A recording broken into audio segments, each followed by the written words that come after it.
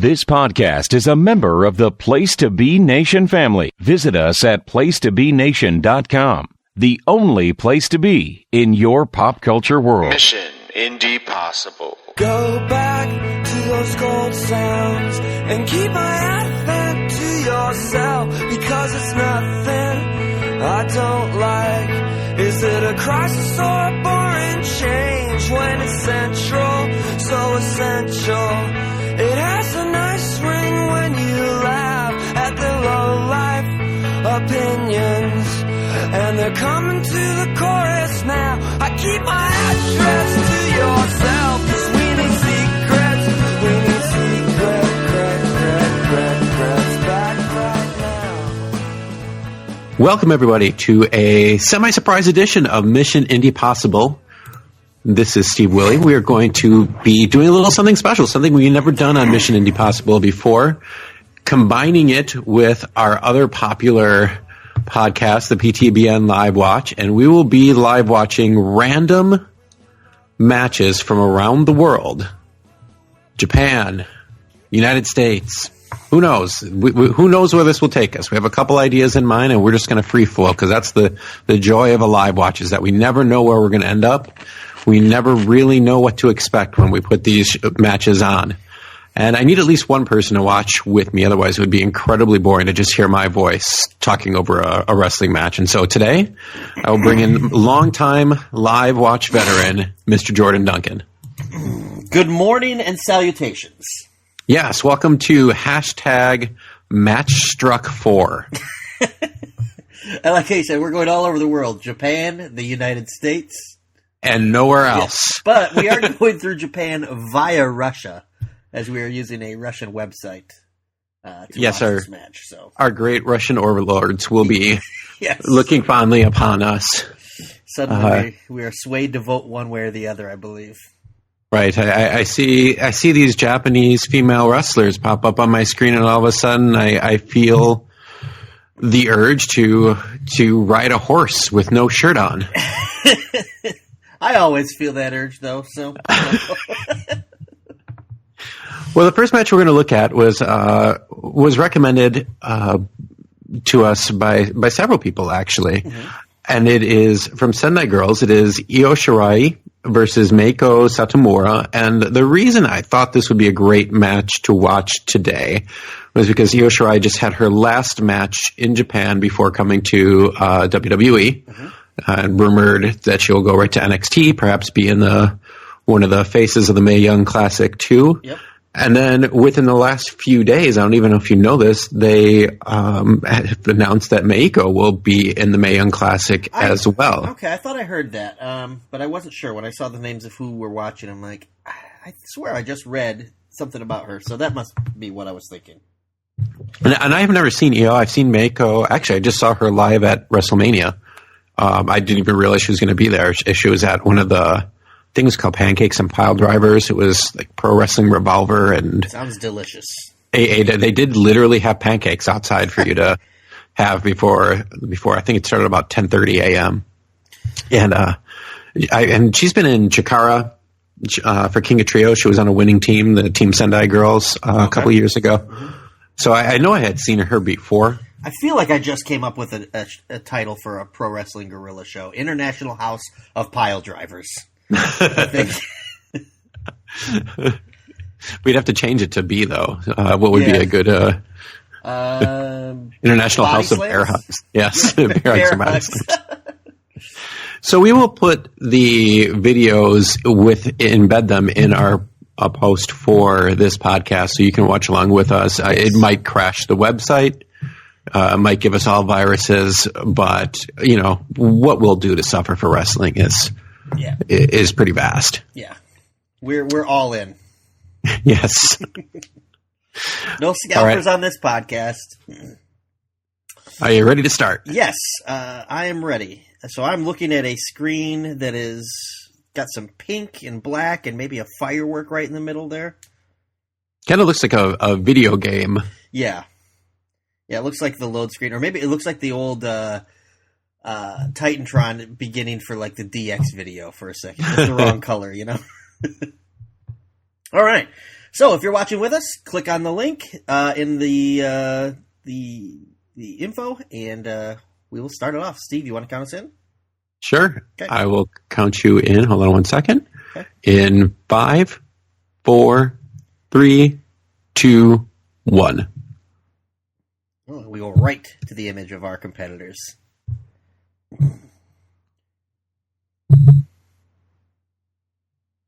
Io has beautiful purple hair. Yeah.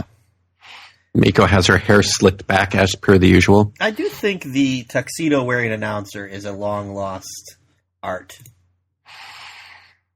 Well, yeah, especially a bright, was that like a purple or a blue? Bluish, I think, I would say. Now, I actually did a teeny tiny bit of research. I know that goes against everything we stand for here on a live watch. But I was wondering what titles they had on.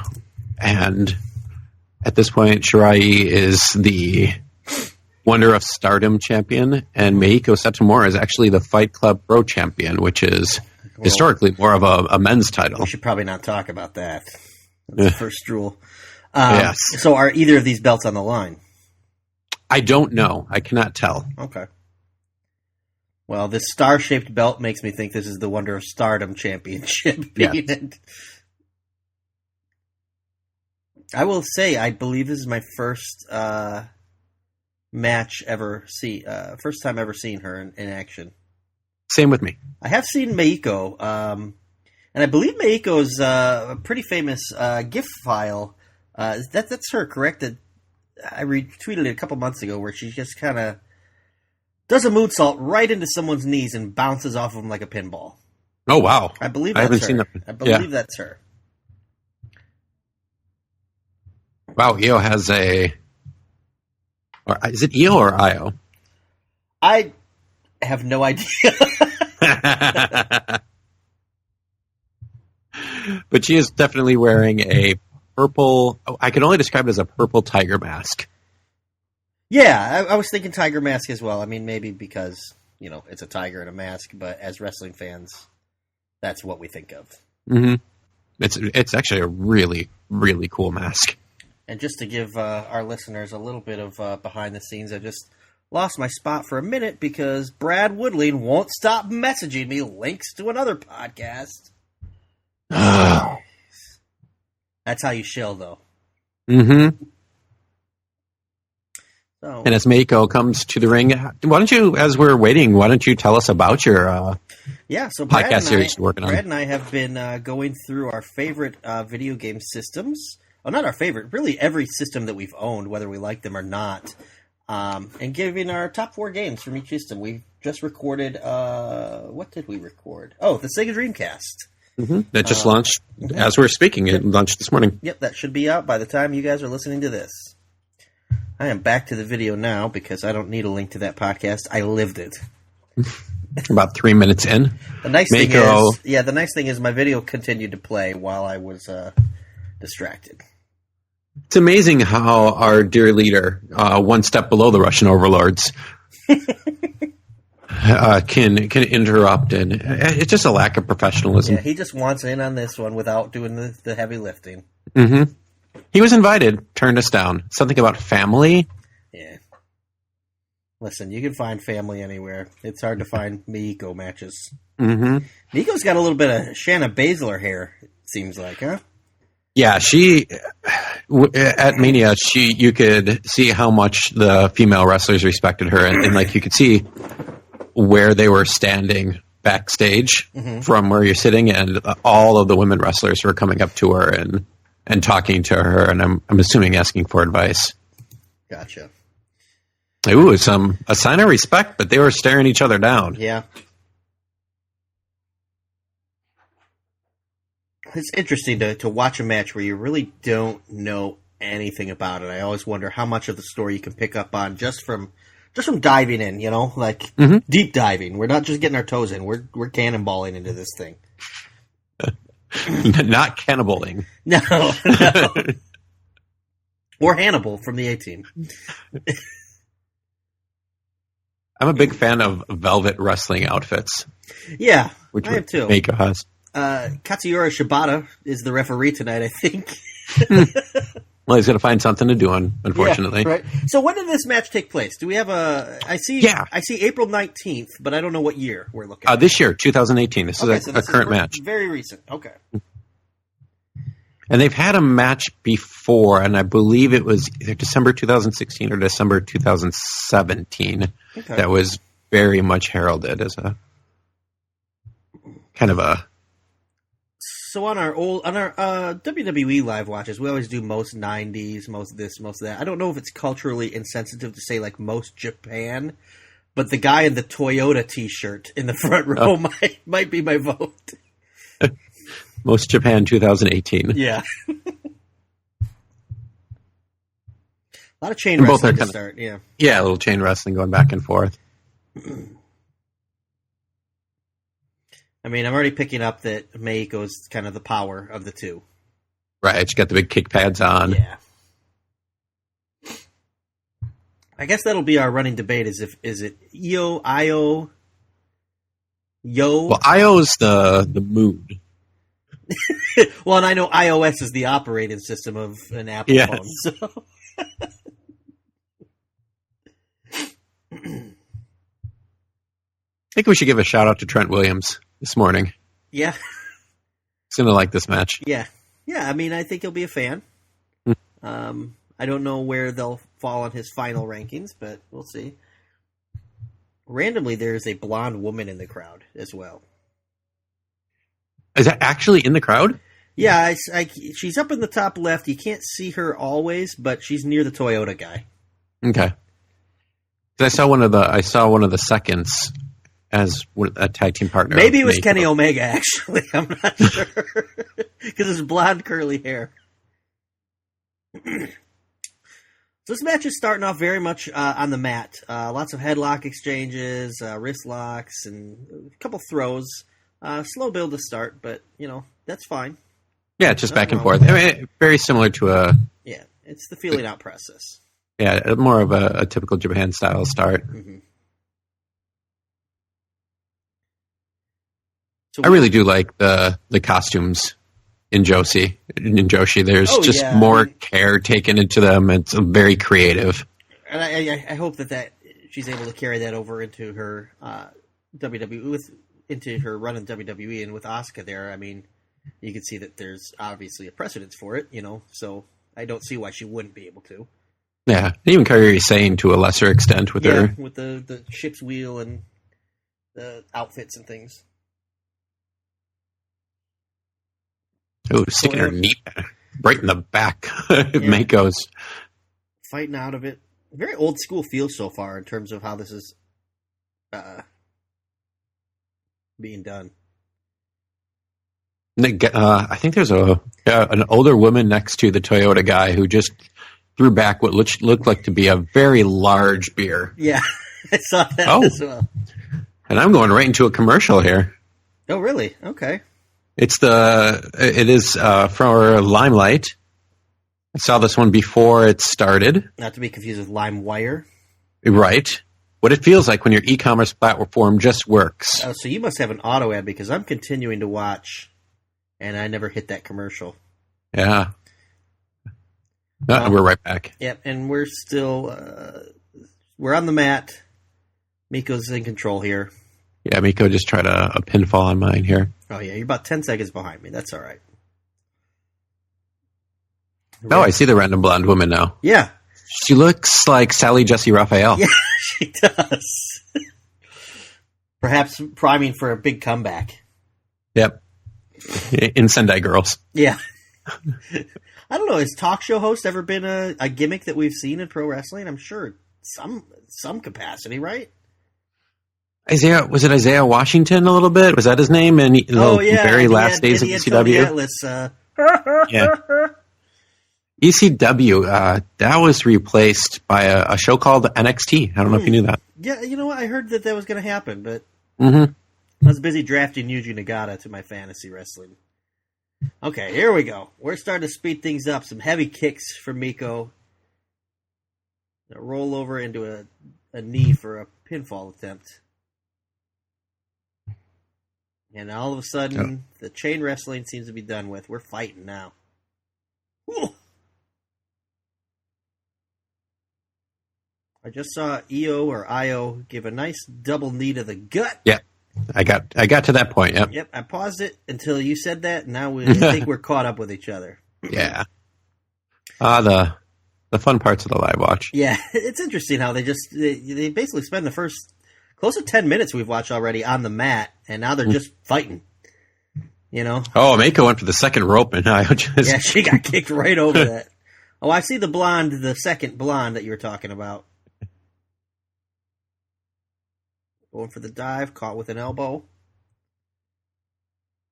Meiko hits hard. Oh, my goodness!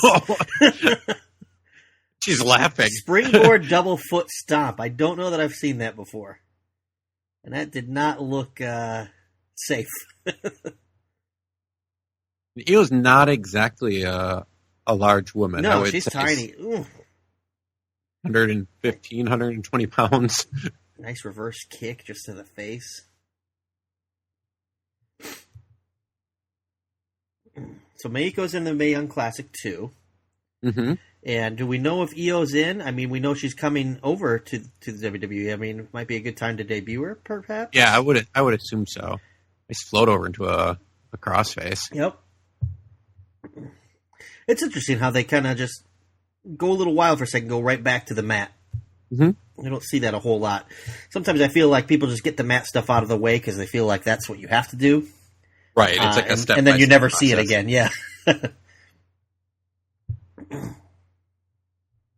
Really, if you want to work a body part or wear the person down, it's a smart strategy. Right.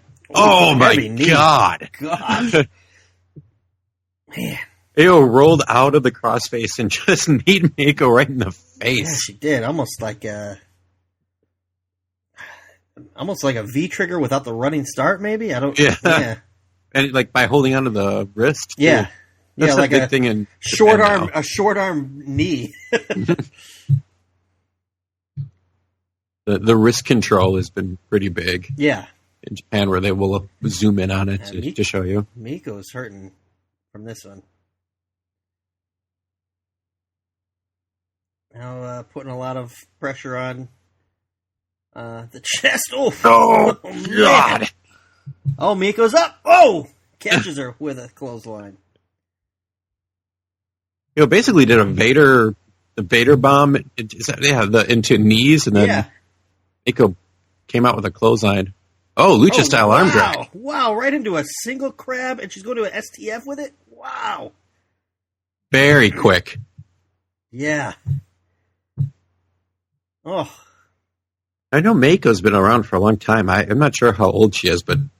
And that STF is locked in there. Yeah, right across the nose. Yeah. Yeah, Meiko Satomura is 38 years old. Oh, wow. And I do remember reading before this that she is like the founder of this, and I can't remember who she did it with, so I'm going to look it up. I know it's a name that we know. Might have been one of the Michinoku Pro guys. Say Roger Morissette. Yes. We both know him. Jinsei Shinzaki. Oh, okay. Hakushi. Do you know she was in WCW for a hot minute? This lady that we're watching? Yeah. She was in... Had to be like 96, 97, huh? Yeah, the Women's Championship tournament. Wow, that's surprising. No, I've not familiar with the name. But then again, I wasn't really into it back then. I mean, all I could tell you is Medusa and Akira Hokuto. Yeah, that's pretty much all that were presented, yeah. And then that's pretty much when WWF brought back the women's division for a while after that. Yeah. 10-women tag. It was Medusa and then one other person. They would just keep switching who the other person was. And that was it. Yep. That was your women's division. Yep. And we finally broke that. STF gets broken. Just a hard slap to the face. And another one. Oh, Io, I don't think you're going to win this battle. Fighting from a down position on top of it. Like smiling. She's happy. God. She is. Oh, and these are closed fists now. She's smiling the whole time. She enjoys it. Ducks the clothesline. That's a second. Oof. Second springboard that almost led to nothing. Meiko did one earlier and just got kicked in the face for her troubles. I think we're getting ready for some kind of dive. Here we go. Ooh. Oh, whoa. Suicide dive into a cross body. Yeah, I thought it was just going to be a regular like typical punch we see all the time, and she twisted into a crossbody. Yeah, that was really cool.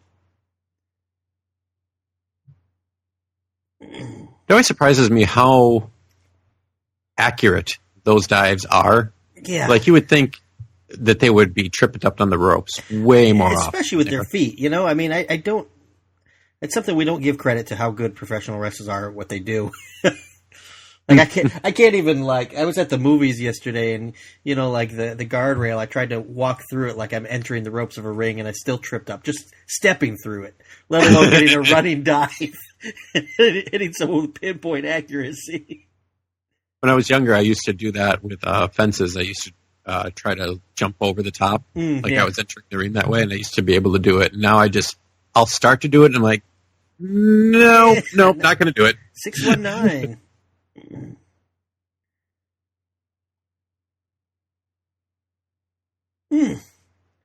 Heavy springboard drop kick. Yeah. These kicks in these knees look like they're just hitting with a lot of force. So do you have the volume on? Yes. How are the announcers? Are they very excited? No, not really. They're actually kind of muted. Oh, okay. Interesting. And we go to a sleeper hold. Oh, and there's some rage in Meiko's eyes. I think she's had enough. Uh-oh. Oh, look like she's going for a back suplex. White. Yep, there it is. Oh. Back of her neck and shoulders. Yep. Oh, she's going for another. On the back of her head. The highest of angles. High angle backdrop suplex. Kicks out at 2, but barely. More like she managed to roll her body to the side. Oof. Right into a DDT. Oh! Like a round off into a shin to the back of the head. Like a cartwheel shin. Oh. And I think Io's dead. I think she's dead, Steve. Like a TKO. So what's cool about matches like this is, an uppercut.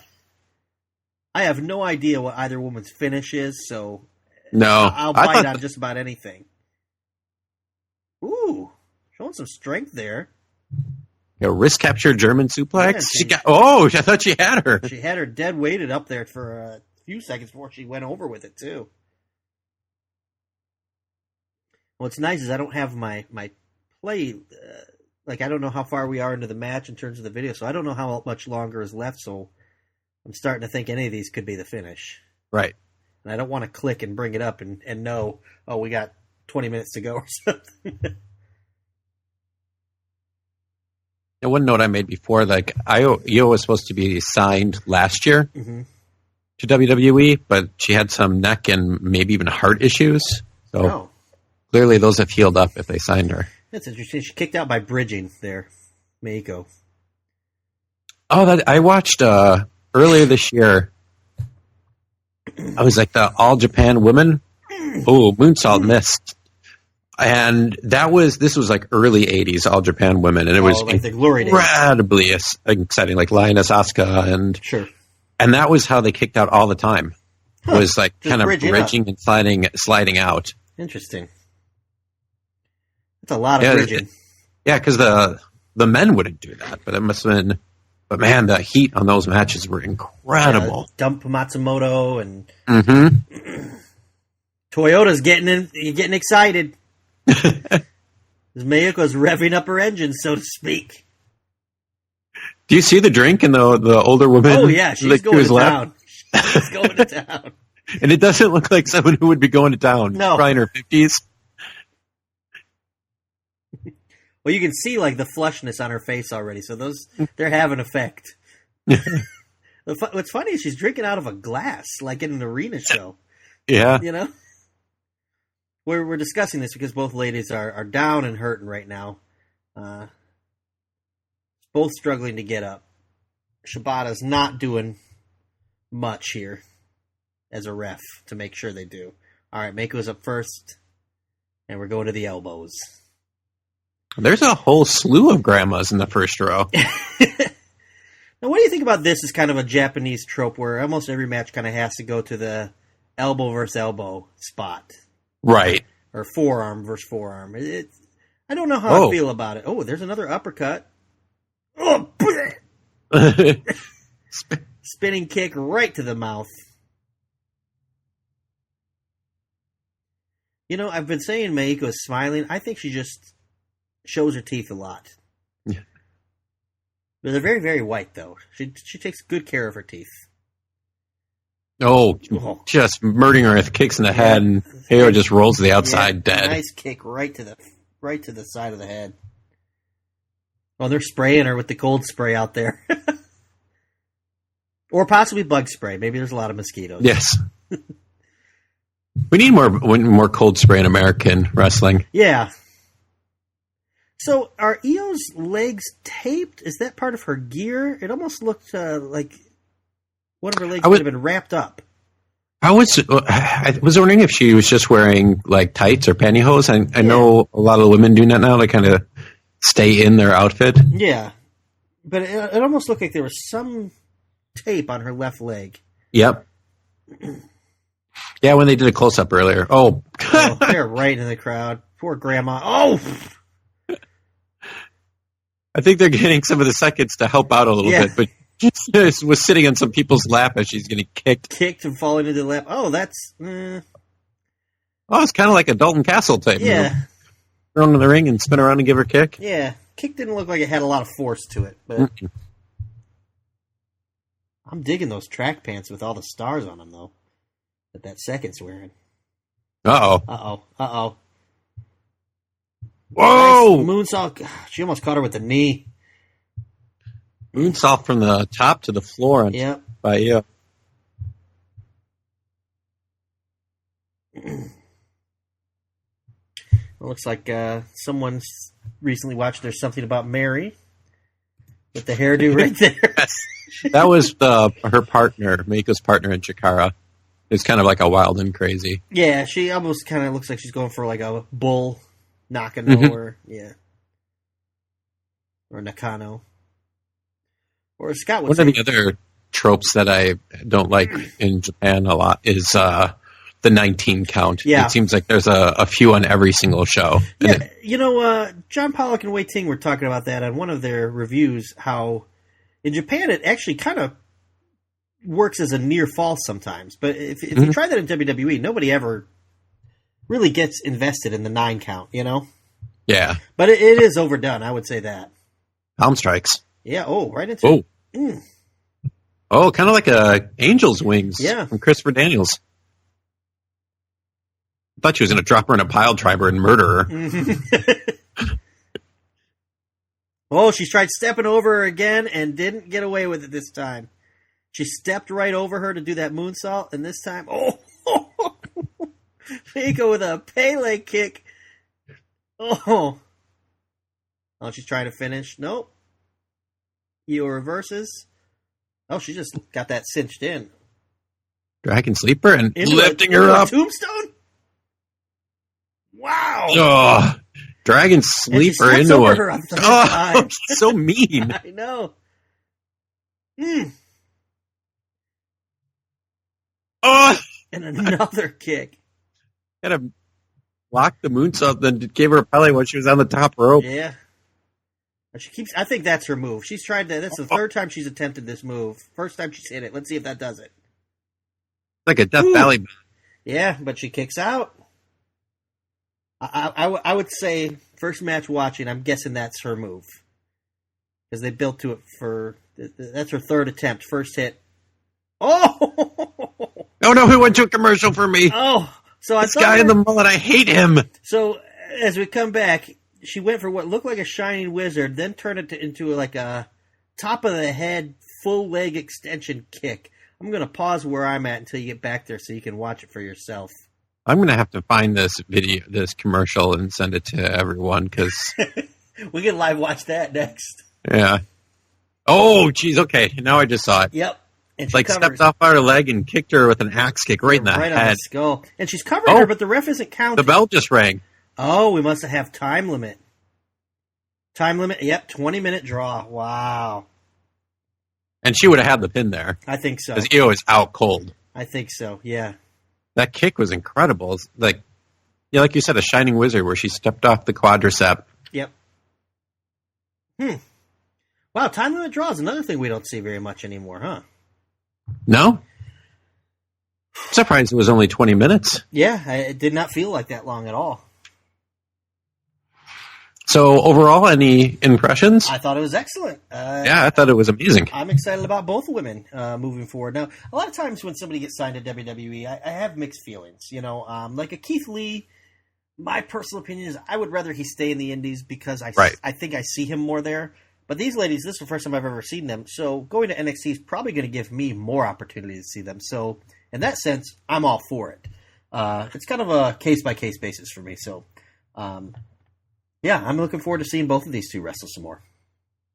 Excellent. Yeah, and I'm hoping, like, it sure seems like Io's going to be there for the long haul. I'm hoping Meiko gets more than just one look, considering her age. You know, maybe she can be there for a couple years. Well, I mean, I mentioned the Shayna Baszler hair at the beginning, but she really does have a bit of Baszler style with a lot of the matte stuff and just some brutalness to her. I don't want to say that that's who she should be facing right off the bat, but you know, you don't see a lot of women who are just like not like Nia Jax where they're way bigger than the other women, but just same size for the most part, but I'm just stronger and more powerful than you. That's kind of a rare character. And I think that NXT has the ability to bring someone in for a couple tapings, build them up, give them a title shot or a brief feud. And they do that occasionally with the men from England. Like the whole Roderick Strong, Pete Dunne. That really just took over a set of tapings. Yep. But yeah, excellent match. And they got me with a 20-minute draw because it's something we rarely see really in any promotion. I would say WWE, but when do we see time limit draws anymore anywhere? And you know, she was covering her, the ref wasn't counting, and I was wondering what was going on. And it was over at that point. Yeah. I mean, that would have been. I think that would have been the finish. And I'm wondering, just because both had titles from separate. I was just going to say, I wonder if both titles were on the line, and so that's why they got to where they went. And I looked up the match I saw because I just didn't remember the third, and it was Meiko versus Jessica Havoc versus Kimberly, which I think she was added on at the last second after she got let go by WWE, or they mutually parted ways. Gotcha. All right. Well, why don't we pause here for a second, and then we will be back with our second match. Sounds good. Right after this. Promotional consideration paid for by the following. Hey, pro wrestling announcer Kevin Kelly here. I want to make sure you are all subscribed to all the great feeds here at Place to Be Nation. It's really easy to do. Just head to iTunes or your preferred podcatcher app today and search and subscribe to the Place to Be Nation wrestling feed, which of course includes the full archives of the Kevin Kelly Show, the Place to Be Nation pod feed, and the Pro Wrestling Only feed. Subscribe, listen, and then rate us and leave feedback today. And be sure to give Justin your true thoughts. I mean, don't hold back. After all, he is kind of a jerk. Just listen to Scott. Welcome back to Mission Indiepossible, a live watch special. Steve Willie, along with Jordan Duncan. We just got done watching a match from Sendai Girls in Japan, and now we're going to switch right over to WWE Network in the Hidden Gems section. And Jordan, you found this one, so I'm going to let you talk about it. So here's my thing. I think we've discussed before that it's not hard to find good wrestling in 2018. Even in WWE, as much as I criticize their booking and their decisions, the match quality is always there. Independence, Japan, you can find it. But I feel like there's something missing from the wrestling that I grew up with. And I had trouble pinpointing what it was until I dug into the hidden gems and I realized, you know what wrestling's missing today, Steve? No. Diapers. It's missing diapers. Ooh. So, if you're following along with us, go to your hidden gems, go to 1984, and look for a match that's titled A Diaper for Cornette.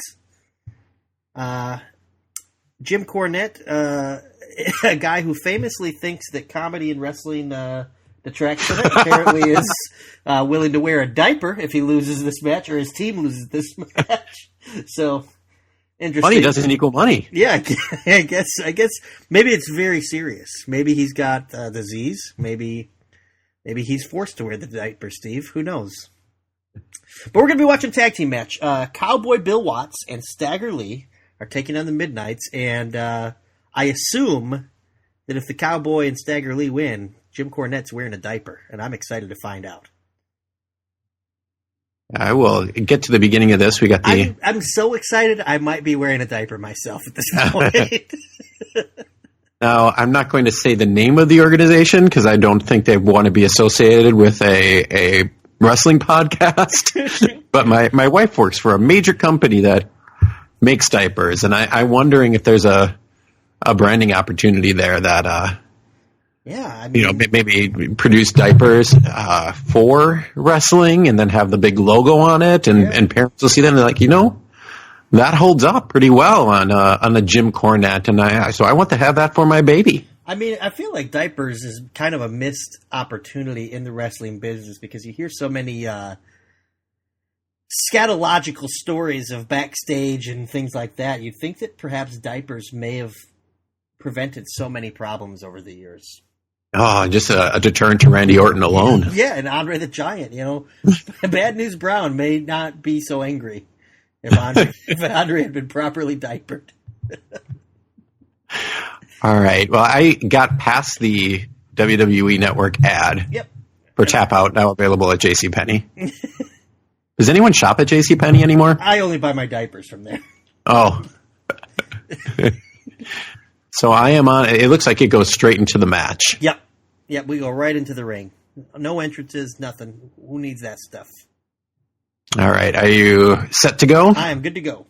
All right. We'll count you back in 3, 2, 1. And this is in Mid-South, and my dear God. That crowd is nuts. Yeah. And we haven't even started. So this has a runtime of about 17 minutes, but who knows how long the match is because if Cowboy wins, we're going to have to watch a diaper get put on. Says this event was originally recorded without television announcer commentary, and I don't think they need it. Bill Watts starting with some punches. Yep. Some nice right hands. So that's definitely Bobby Eaton. Is that Randy Rose? It's got to be. Because Condrey was... Is Stagger Lee the Junkyard Dog? Stagger Lee has orange and green clown pants? But his mannerisms, that's the Junkyard Dog, isn't it? I think it might be. So if you like hard right hands, the first minute of this match is yours. We've got blood already. We've got blood a minute in, and all we've had is 8 right hand punches. Man, the crowd chanting boom with every punch. Well, Bill Watts has his fist taped. Yeah. And this is Mid-South, so Bill Watts is the best wrestler of all time. Yeah. Ooh, holy cow, off the top rope. Crowd is jumping up and down. The Cowboy doesn't need to do anything but punch people. Yeah, Stagger Lee is indeed Junkyard Dog. Yeah, we discussed that before, who Stagger Lee was. I thought perhaps Stagger Lee Marshall. So, fan of the Miami Hurricanes? Is that what he's trying to say here with this outfit? Green and orange. I'm not sure what other... I think of the Hurricanes. I don't know any other organizations. 7-Eleven, perhaps? Well, JYD lost a loser leaves Mid-South match Okay. To Ted DiBiase and Matt Bourne. So this is a dirty yellow dog type situation. Yeah, the old 80s trope. Like, everyone knows who it is. Yeah. And Oh, and he's getting in on the action. Whoa, is he fondling? What is happening? Junkyard Dog, I think Junkyard Dog's hand is down. Maybe that's how you properly size a diaper. Oh. This match consists solely of Bill Watts punching people in the face. And the crowd loves it. Although the crowd we can see is at least seated now. Right. Trying to tag in. Bobby Eaton trying to tag. Bobby Eaton tags in, staggeringly gets punched in the face. That's great. So Bobby Eaton, covered in blood, unaware of what he was doing, tried to tag out, tagged staggerly, got out onto the ring apron, and got punched for his troubles. Okay, I think Cowboy just took off some knucks. He saw some on his hand. He had his hand taped. Okay, yeah. Now it's not taped. His hand is filled with blood. Yeah, Staggerly helped him take something off his hand there. This is Condrey. I just couldn't tell because we were just seeing the back of his hair. Yeah. Man, look at these guys standing up in those hats. Look at that mullet and the white shirt. That is Mid-South. The Ford tank top tucked in. Yep. With the trucker hat. Yep. Bobby is not so beautiful right now. Camera work leaves a little to be desired here. We just see Bobby Eaton's butt right now and nothing else. In the crowd. In the crowd, yes.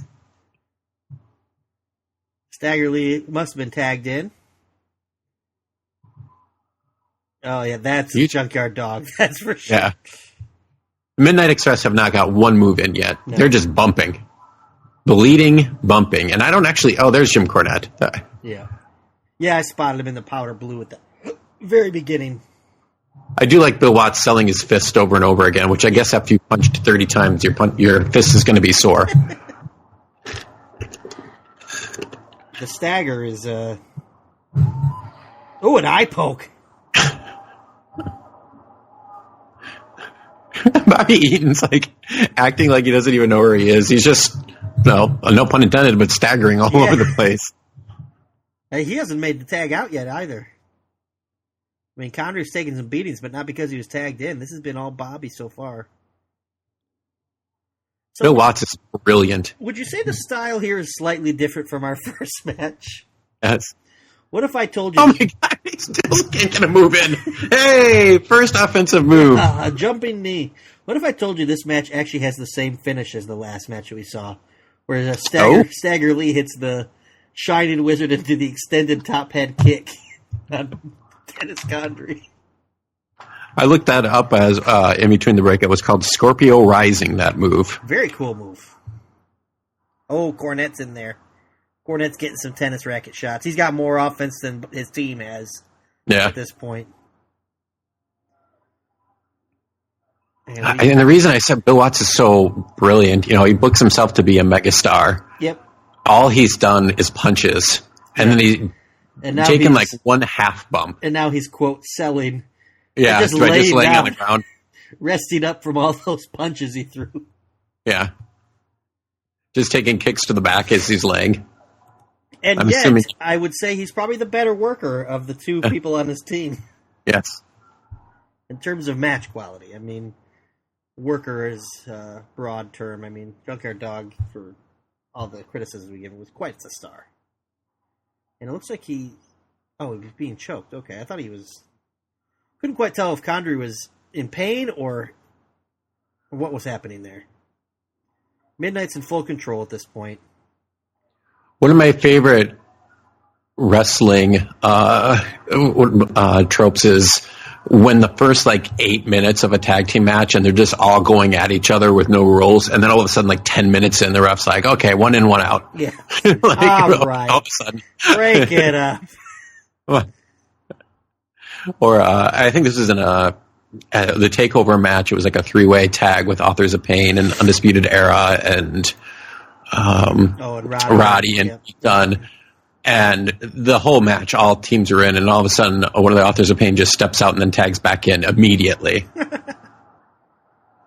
Trucker hat giving Cornette middle finger. And there's an old mom and adult daughter in the front row pretending they're rocking Jim Cornette to sleep. We came for diapers. We like to see grown man in diapers.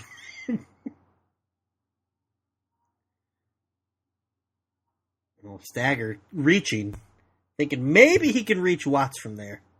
Yeah, I mean, Watts is, again, great. He's just been sitting on the mat, laying on the mat or sitting on the mat without moving pretty much. Now he's trying to stand up with the help of Dennis Condrey. Uh-oh. Bobby Eaton back in. Clubbing blow. Oh. Butt bump. Shot. Yeah, throat shot puts Watts to the floor. Lots of choking. Can we just rewind and watch the first 5 minutes again? Yeah, this is really slow down. We're just kind of working a chin lock and a... So you always have to wonder, like, obviously there's a feud here, but why diapers? Like, what? I guess because Cornette's a baby. I mean, makes sense, but... Is Cornette not wearing glasses? No, he's not.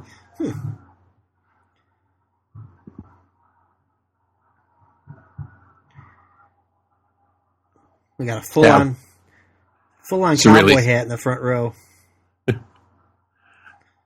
This is really slowed down. Really slowed down. So we talked in the last match about how people start with mat wrestling a lot and just get it out of the way, whereas the ladies, they went to the mat, then did some spots, went back to the mat. This one has gone to the mat, and I'm not sure we're going to recover from it. Yeah. And I don't mind, like, chain wrestling mat work or in this case, sitting down on the guy to wear him out, especially after you're going full tilt. But when Watts is just laying on his stomach and occasionally tapping his feet, and that's his way that he's working out of it, it's like, okay. And I mean, even the chin lock, there's no real reason why chin lock compared to, I mean, he's got a leg taped up. Mm-hmm. Like, put him in a single crab, a half crab. And even Eaton, who's known for selling well, is just occasionally cranking every 30 seconds and break the eyes now. Yeah, there's a rake of the eyes. Watts is down. Still laying down on his stomach. Elbow. Big smash elbow. Go right back to the chin lock because, deliver that elbow to the mid-back, then wrench on that chin. And if you're protecting your manager, I think you would be trying to wrap this up as quickly as possible via cheating, low blows, small packages, and get the heck out of there. I also think, too, watching this match, now, granted, there's still some minutes to go and things can change. I think that WWE's a little liberal with the term hidden gems at this point.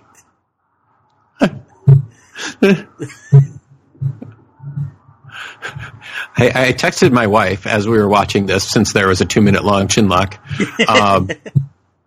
and told her about the possible branding opportunities for diapers and wrestling. I just got a text back that said, "Oh God," with an exclamation point. I feel like that's a podcast that could be done. We're just bringing all us married guys, and we just tell stories about how we explain to our wives what we are actually doing with podcasting. As it relates to pro wrestling.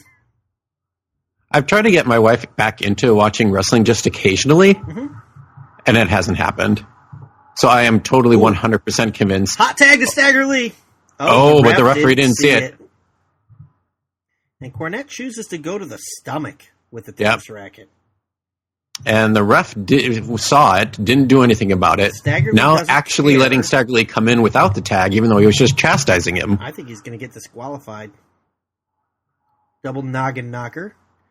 Move we don't see very often anymore. World's worst power slam. Yep, the thump.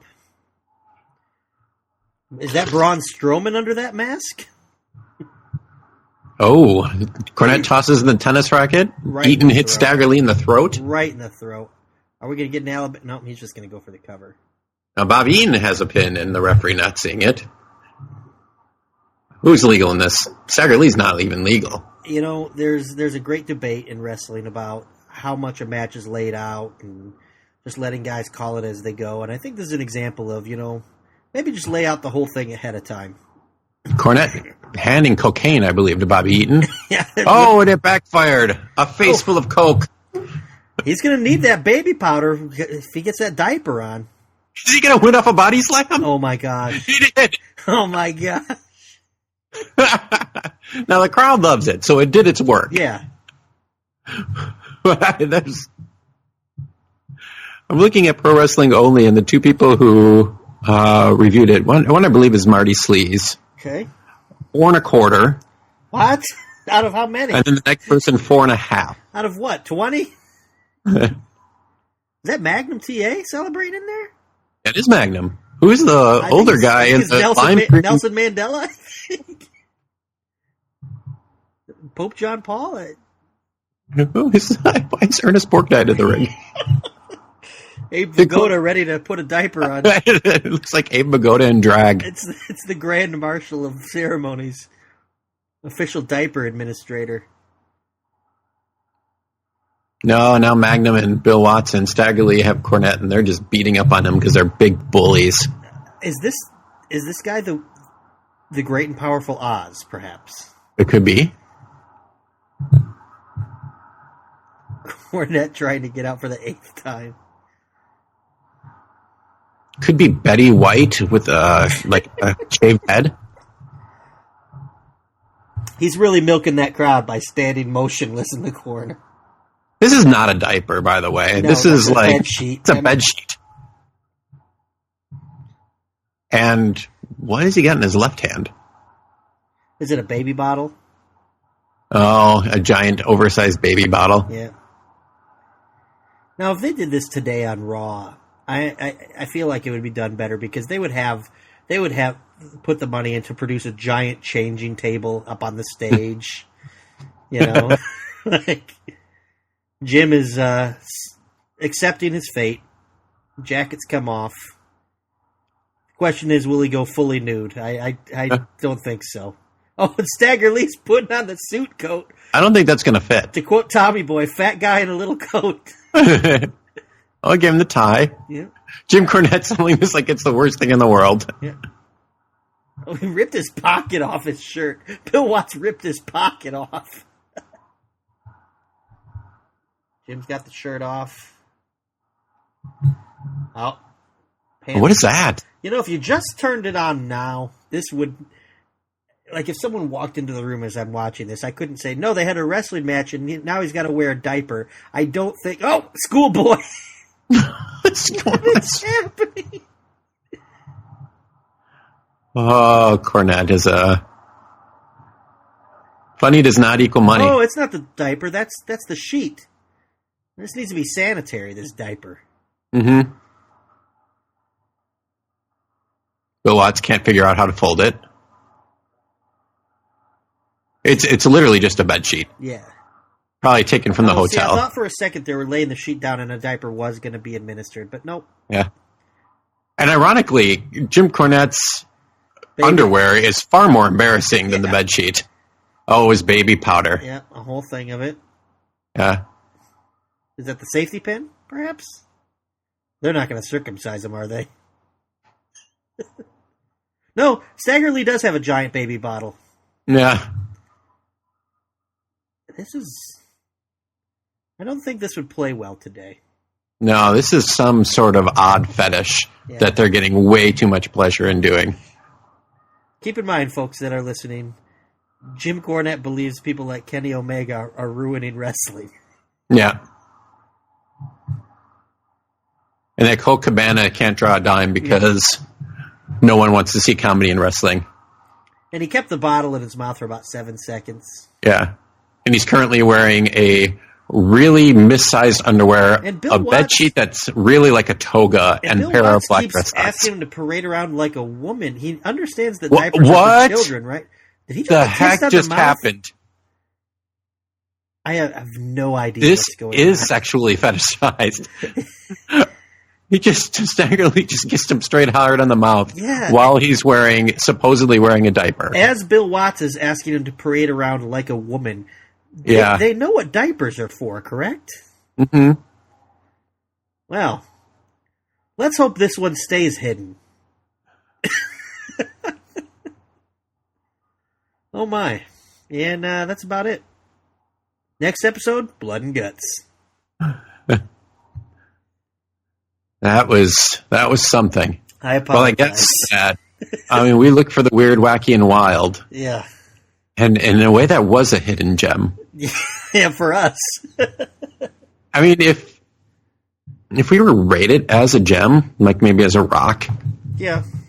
Like, I mean, I think Cobalt? it's obvious that it would be talcum. Talc. That's true. Just straight up talc. So which match do you think was better of the two so far?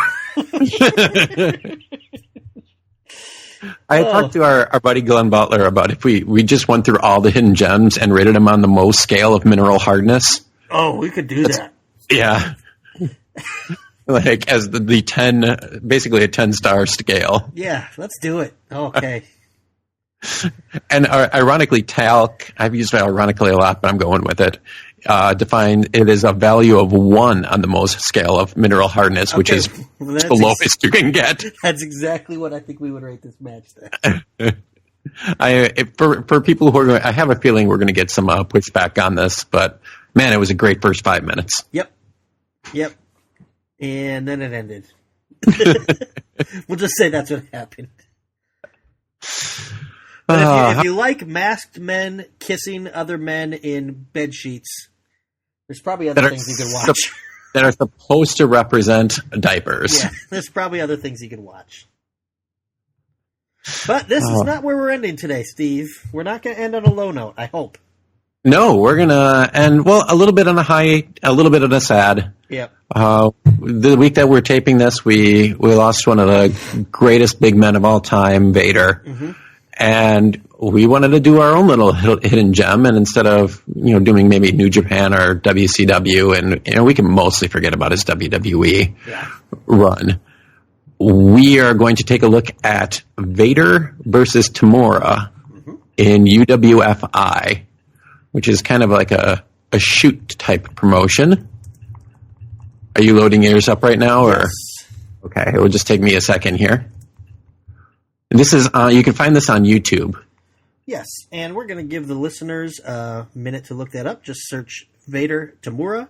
It's from 1994. You should be able to find it. And while you do that, we're going to give us a second break. So listen to some ads. And when we come back, let's watch some Vader. Place to Be Nation's JT Rozzero and Chad Campbell here. We want to let you know that we have a ton of great podcasts available to you on iTunes, Stitcher, Google Play, and PlaceToBeNation.com. We offer them to you on 2 great feeds. On the Place to Be Nation Wrestling feed, we bring you the Mothership, the Place to Be podcast, along with Main Event, Survey Says, the Monday Night Wars, and our monthly pay-per-view reaction show, as well as Jeff Learns Wrestling. In addition to these full-length shows, we also deliver special network podcasts and pod blasts on topics old and new. Over on the Pro Wrestling Only feed, we dive deep inside the wrestling business with a stacked army of experts leading the way. The feed features potpourri shows such as This Week in Wrestling, Greetings from Allentown, Match of the Week podcast, and the Military Industrial Suplex.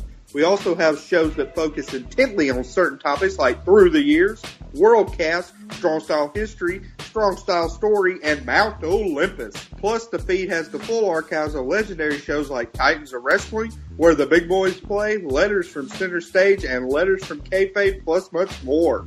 And on our very popular Place to Be Nation Pop podcast feed, we offer such great shows as Talkin' Pop, the Glenn Butler Podcast Hour Spectacular, NBA Team, PTBN Play, Sunday Groove, Breaking Balls, and Lucha Undead. As well as a veritable podcast heaven for comics fans. With the Hard Traveling Fanboys, Sellers Points, Todd Weber's Conversations, Geek and Sassy, and Marvel Age Podcasts. You can find all of these current shows, plus archives of our past podcasts, including The Kevin Kelly Show, as well by subscribing to both feeds on iTunes. And while there, be sure to rate and leave feedback today. All these shows, plus others, available at PlayStation.com, where we cover pro wrestling, sports, movies, comics, plus in-depth stretch projects, and more. Be sure to support our site by using PlayStation.com/Amazon when doing your online shopping, and download our free PTB Vintage Vault Refresh ebooks via the links on our site. We also want to thank our friends at Boneheads Wing Bar in West Warwick, Rhode Island, and Fall River, Massachusetts, and thehistoryofwrestling.com. Be sure to follow us on Facebook, Twitter, Instagram, and Tumblr as well. PlayStation.com, the only place to be in your pop culture world.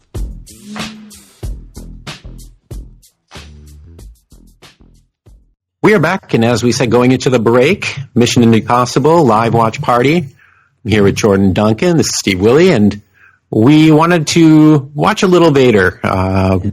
One of my favorites. I'm pretty sure, from talking over the years that you've been a big fan of Vader as well. Yeah, we met through a old LiveJournal blog. Actually, it was Scott Keith's, and then we kind of broke off and did our own thing. And if you remember, we did like a best big man wrestling tournament. Where that's right. And I don't know that Vader won it. I don't remember if he did, but he was the one I stumped for heavily to win it. It was Vader was in there. Big Boss Man was another one we had rated very highly. I don't know who else, but I do remember that, and I remember Vader went pretty far. He should have won, whether he did or not. I don't remember. I take Vader over Big Boss Man every day of the week. Same here. I want to say Bam Bam did okay as well, but again, Bam Bam's got some high highs, but I don't think he has the sustained career of Vader. Right, and not as... You wouldn't think of Vader as a diverse guy, but as we're going to see now, and I don't know how much of these I've seen, but kind of like the semi-shoot style. I want to say I've seen this match when I first got into tape trading, but I couldn't tell you anything about it at this point. This is years ago. I mean, the match itself is 25 years old almost, and I probably watched it 15 years ago. So right. And Vader known for his New Japan stuff as well, but I know we've been talking on that on the main event, cheap plug. Yep. I've been on, I think 14 of the last 15 episodes doing TNA reviews and New Japan classic match reviews. Basically the same thing, yeah. Yeah, and his Vader's All Japan stuff is amazing. Mm-hmm. Like the stuff with Misawa and... Yeah, which is especially cool because that was after his WWF kind of failure. Right, calling him a fat pig. Yeah, I mean, it started off well. Like, 96 Vader's okay, and even in 97, I think the matches are still good, but... Vader in 98 is just kind of a huge waste. And I don't even put that all on WWE because he was probably the biggest he'd ever been and things like that. But, yeah, to see him come back right away and just start having good matches right off the bat, And I mean, you could say, well, it's with Misawa, but I mean, I'm not a big Akira Taue fan, and there's a really good Akira Taue match. Yep. So, yeah. Just, stiff forearms and mega power bombs. And yeah, lots of fun stuff. All right, so as we said going into the break, this is on YouTube. If you type in Vader space Tamura, Tamura, it is the first thing that comes up. And this is recommended to us by Chad Campbell, our good buddy, who could not be with us today because, as we said, family comes first, I suppose. I challenge Chad Campbell right now. Steve and I are going to team up. We're going to take on Justin and Scott, and if we win, Chad has to wear a diaper. Oh, very good. Yeah. And not look at Attitude Era matches because, who hasn't done that? Right, exactly. Come on. All right, we will be starting this. It's about 13 minutes and 50 seconds. It looks like it starts with a brief interview with Vader wearing the coolest ass 90 shades that you've ever seen. That do not fit his head. Yeah, way smaller than it should. All right, we will count back. Are you set on the screen? I'm good to go, yeah. All right, 3, 2, 1. I'm here tonight to fight with Tamura and win that fight. I never thought Vader's voice really fit his... Yeah. I guess I just always expect deeper, gravelly... like monster voice, like Dr. Claw from Inspector Gadget, I had the volume up for that, and he said he is willing to. He's happy to fight Kimura, and he's going to win the fight. It's like you said, not the best promo, and then he'll go on to the final and doesn't care who he has to face. So this is a tournament of some sort. Are we watching New Japan, or is this the Rings promotion? I think this is UFI, and I could check that. Okay. As we. This is Kiyoshi Tamura, correct? Yes. If you go to IVP Videos, which is a guy who I've bought stuff from over the years, he has specials on the Vader Blu-rays, and one of them is a UWFI, and it's $3 for a Blu-ray. Can't beat that. Nope. I'm watching without volume, but I did hear your volume, and Tamura's got some theme music right out of the Super Nintendo, it sounded like. Yeah, this is like the possibility of June 10th, 1994. Yeah, so it's interesting. So, I mean, he's had his WCW run, but he was in WCW still at this point, because he was there till 95, correct? Mm-hmm. I know he fought Hogan a few times, so... This is 93 to 95. It looks like he was in UWFI. Okay. It actually looks like a pretty darn sweet Blu-ray. Japan's history is very interesting because there are different promotions and stuff, but you see a lot of the guys work with each other, and, you know, I think this was still where Vader was more linked with New Japan. It wasn't All Japan until he left the WWF. So maybe he's here representing New Japan rather than WCW. What was great about the entrance here is that it was very similar to Virtual Pro Wrestling 2, where you see them briefly in the locker room. Yep.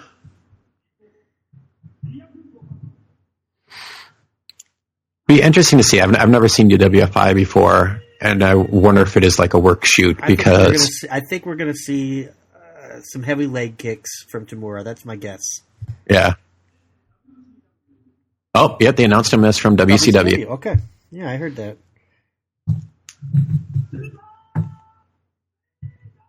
Holy cow. I barely have my volume on, and I'm sure everyone heard that. Vader's elbow is pretty heavily taped. Now, I noticed nobody seconded Vader, so if he loses, who has to put on the diaper? Oh. I'm just not sure. Like, Tamura's got 2 or 3 guys that could be clad in diapers by the time this is over. Yeah, taped up elbow. Tamura does not look intimidated. No, it's got a taped up knee. Because I would be intimidated. Oh, he slapped him right in the face. Whoa, Vader was trying to shake his hand. That did not make Big Vader happy. No. Oh, the mask is off. Yep.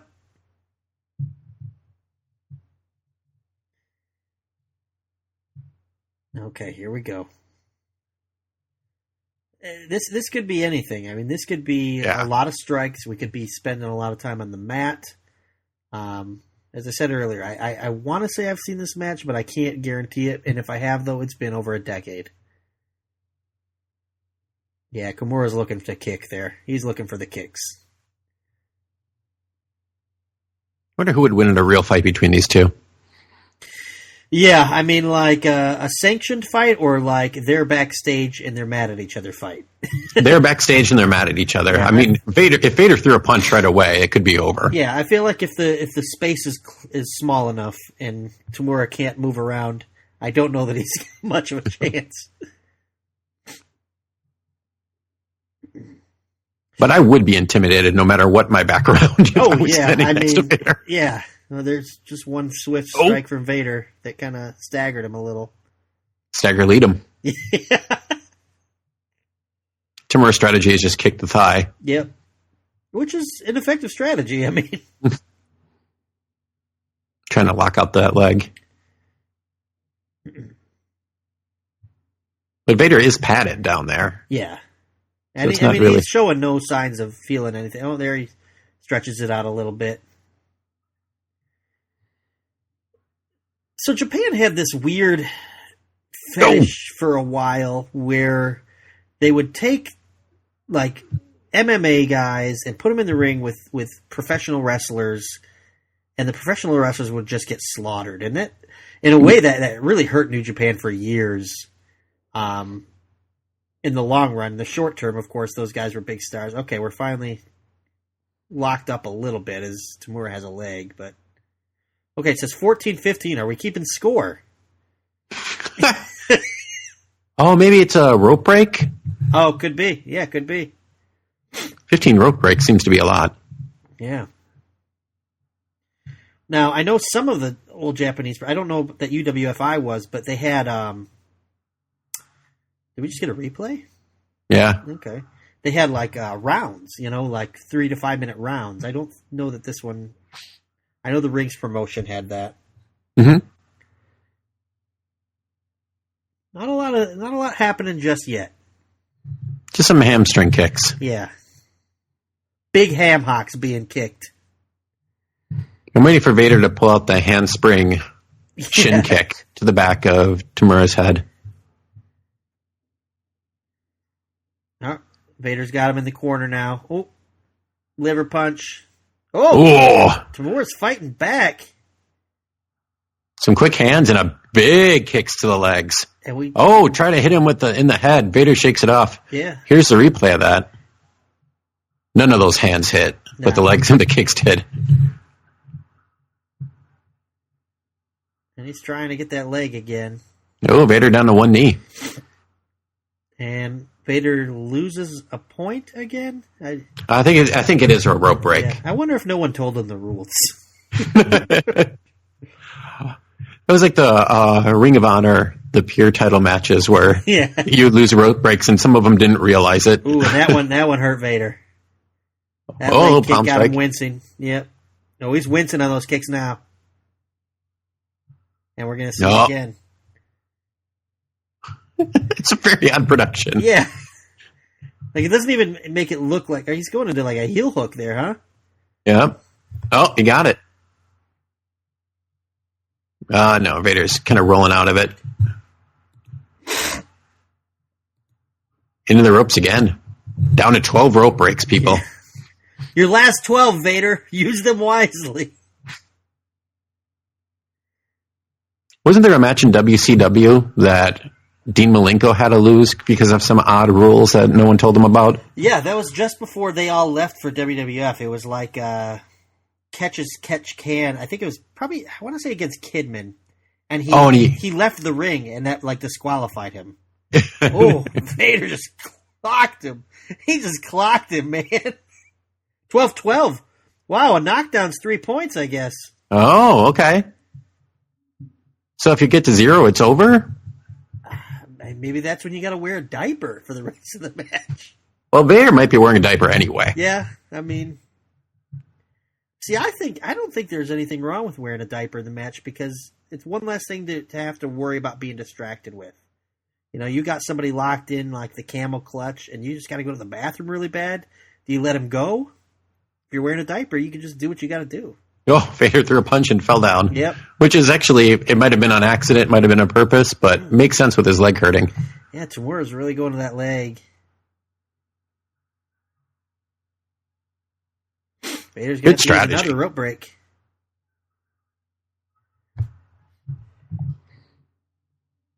Vader down to 11. Mm-hmm.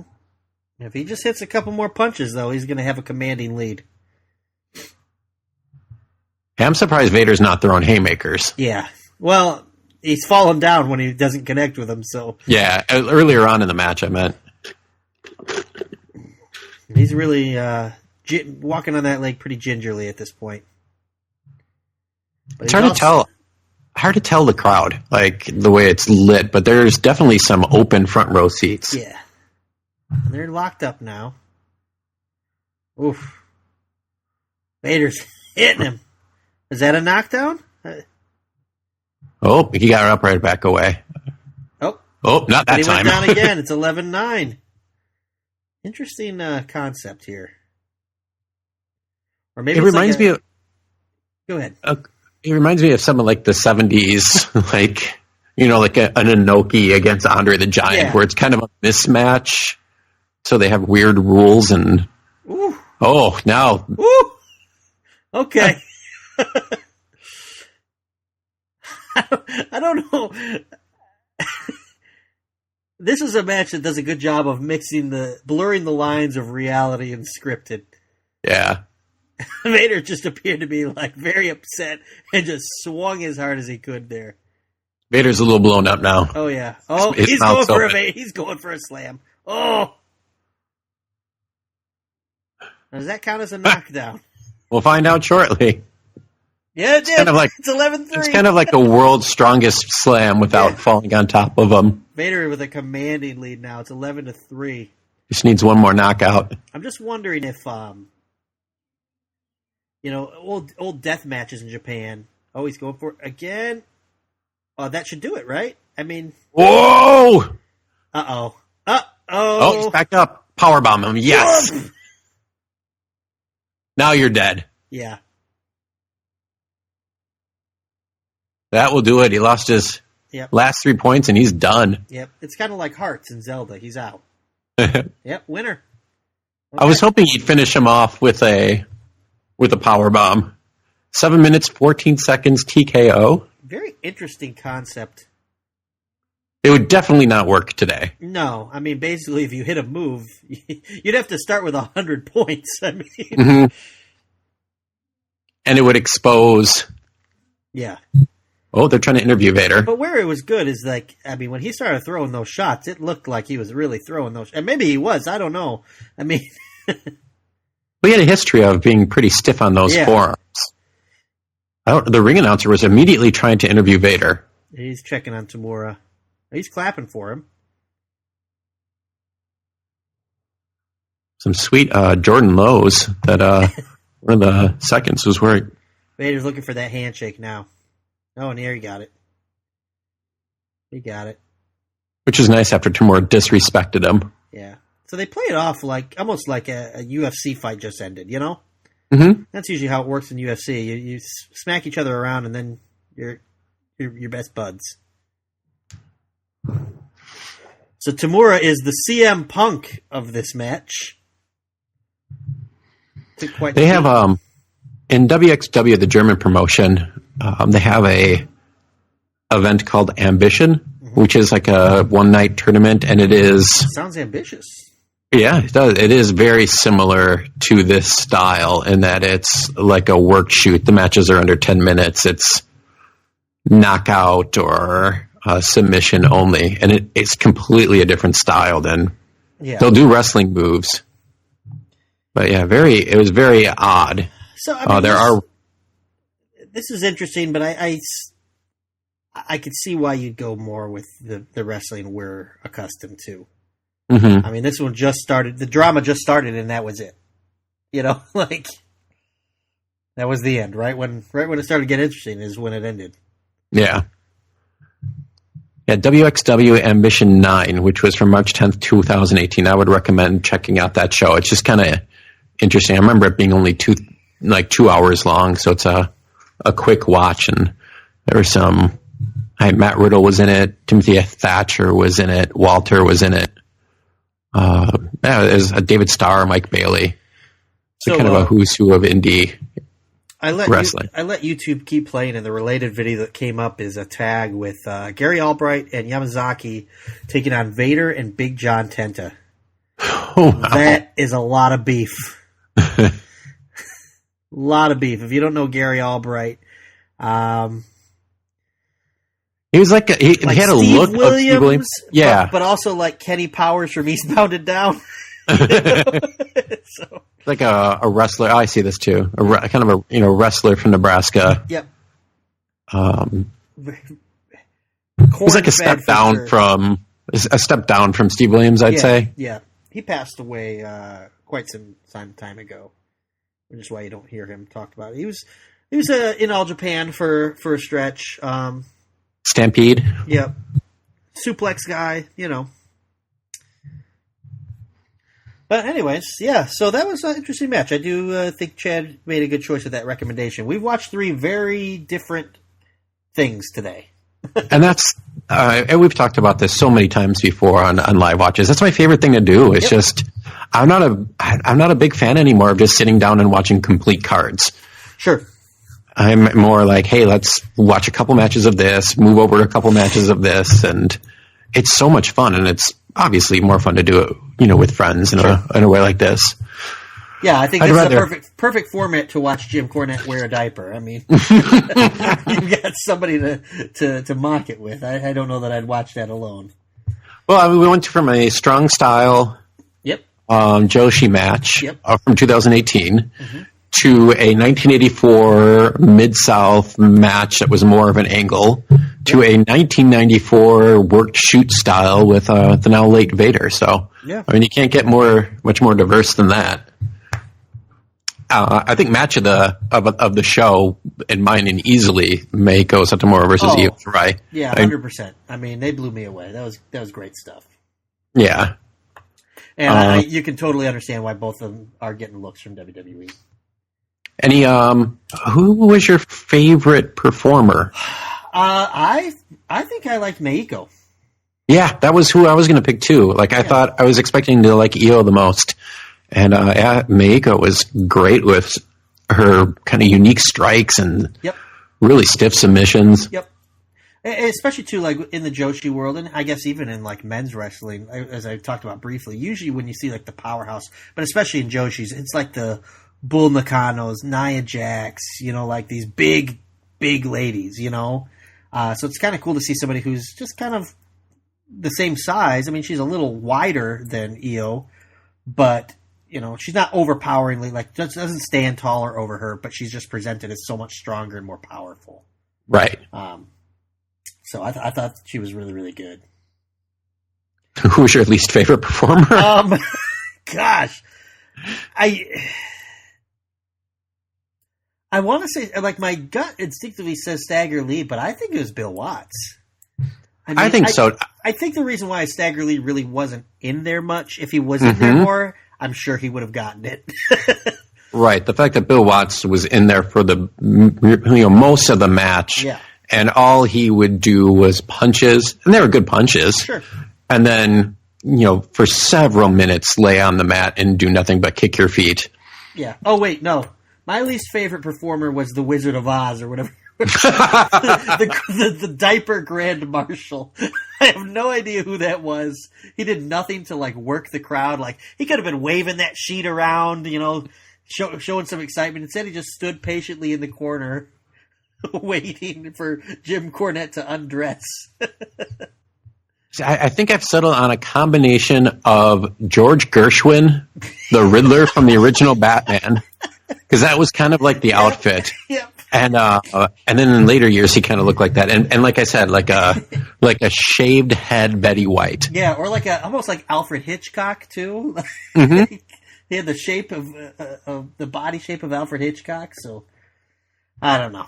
A lot of questions I have. My favorite fan by far was the 50-year-old women just sucking back the 24 to 32 ounce.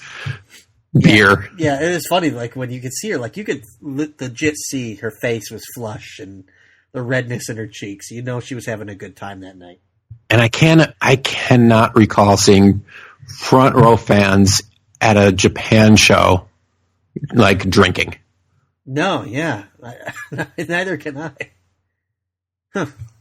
All right. Well, I think that's going to do it for us. We have a whole bunch more matches that we could take a look for, but unfortunately, and we're always open to suggestions too. Oh, absolutely. Especially with the hidden gems. That was kind of we knew we were going to do a hidden gem, but we just picked it as we were in our break, basically. So we are more than open to you guys who've gone through it. Saving us some despair, unless you like listening to us watch those things.